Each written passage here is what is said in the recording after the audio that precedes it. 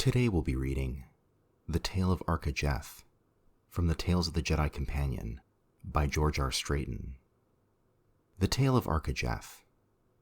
Jedi Master Arca Jeth first earned his legendary status as an expert swordsman in the Hayab Twith campaigns, a series of bloody confrontations between the Jedi Knights and the Nalori Marauders of Dechat. The battles all took place in the Hayab Twith corridor, a disputed parsec on the spinward arc of the core that had been embroiled in conflict since the birth of the Republic. After a succession of defeats, the Nalori Marauders fled their homeworld of Dechat to take up residence in the corridor, realizing that neither the Hayab nor the Twith governments would risk the other's wrath by sending patrol ships into the disputed territory. From such a base, the Marauders could strike out against neighboring systems and then retreat into the virtually empty no-man's land without fear of retribution, for no other worlds wished to anger the heavily armed Hayab and Twith by venturing where they didn't belong. Over the years, the Nalori grew more bold, attacking Republic-aligned trade ships and raiding Republic member worlds deeper and deeper in the core, like a lance of blaster fire streaking straight for Coruscant. Each conquest fueled the next, expanding the Marauders' sphere of control ever farther. As the number of dead Republic citizens continued to rise, the Jedi called for an emergency meeting at the Jedi Stronghold and Training Center on Ossus, the third planet of the Adagan system. There, the assembled Jedi Masters created and launched a task force to intercept the encroaching Marauders and destroy the murderous band of outlaws once and for all. 24 Jedi warriors pursued several Nalori ships into the Hayab Twith corridor and attacked the Marauders' main base on the planet Voon. The Jedi managed to obliterate or otherwise damage a majority of the Marauders' ships before reinforcements from nearby bases arrived and drove the Jedi back in a vicious counter-assault. Only 5 of the 12 Jedi survived the encounter, but the bulk of the Nalori fleet was destroyed, relegating further confrontations to ground-based battles. Less than 2 days later, 30 more Jedi Knights arrived to join their brethren for an all-out planet-side attack. To gain the element of surprise, the Jedi silently sliced through the world's atmosphere in sleek, weaponless transports, each specially rigged with counter-sensor arrays and low-output power compensators for maximum stealth. In the near dawn of a brisk Voon day, the Jedi warriors dropped onto the broad-stepped roof of the Nalori stronghold, where the Marauders had gathered the remainder of their forces from throughout the corridor. Within moments, the Jedi had infiltrated the stronghold and searched the topmost levels to find nothing. No Marauders, no clothing bins or half-eaten meals, no signs of life whatsoever. As the cool blue-white glare of the Voon sun pierced the slitted windows of the fortress, the Jedi stared at each other in wonderment. Where had the Nalori gone? And how could they have slipped off planet through the constant sensor sweep of the 2 Jedi vessels that had survived the first battle? At that moment, one of the Jedi, Arca Jeth, had a sudden inspiration.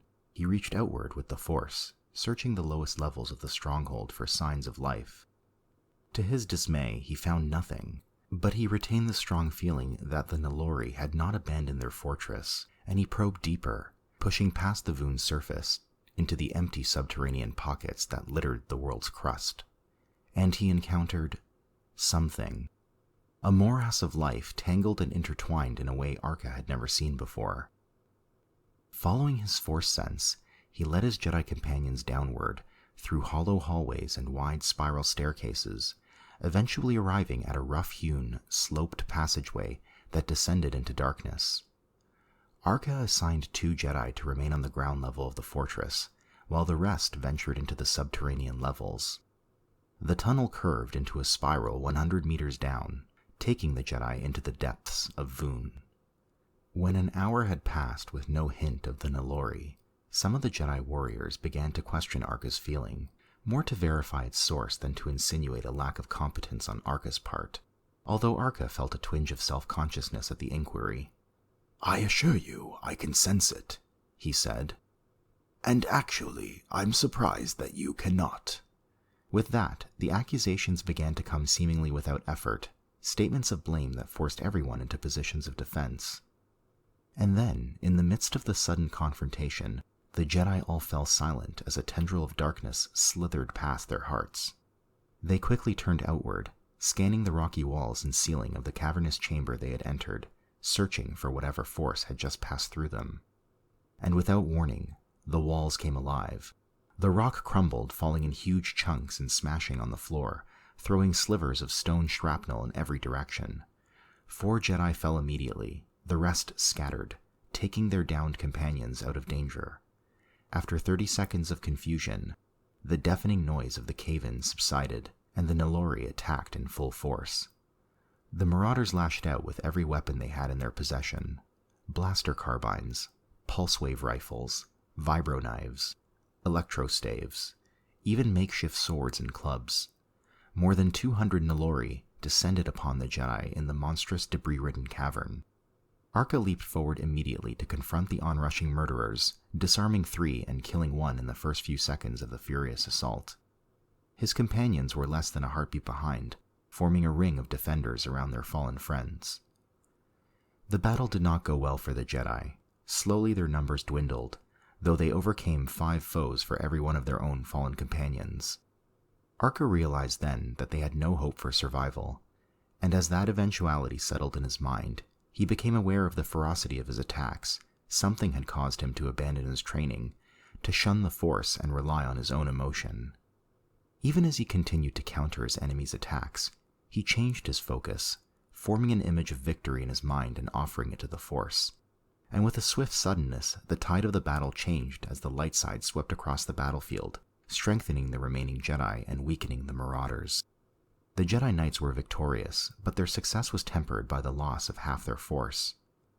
Over the ensuing weeks, the Jedi, led by Arca Jeth, chased down the remainder of the Marauder forces, who were scattered throughout the corridor, destroying the Nalori sphere of control forever. Decades later, Arca became a Jedi Master specializing in the power of Jedi battle meditation. He set up a training compound on the planet Arcania, a tundra world once immersed in dark side energy. At any given time, he had 20 Jedi apprentices in attendance, all potential masters of lightsaber combat, a skill in which Arca himself had a natural affinity. Arca eventually became the Watchman of the Onderon system, and sent 3 of his students, Ulic and Cay Qel-Droma and Tott Doneeta, to travel to Onderon and bring peace to the war-ravaged world. I hope you've enjoyed this reading of The Tale of Arca Jeth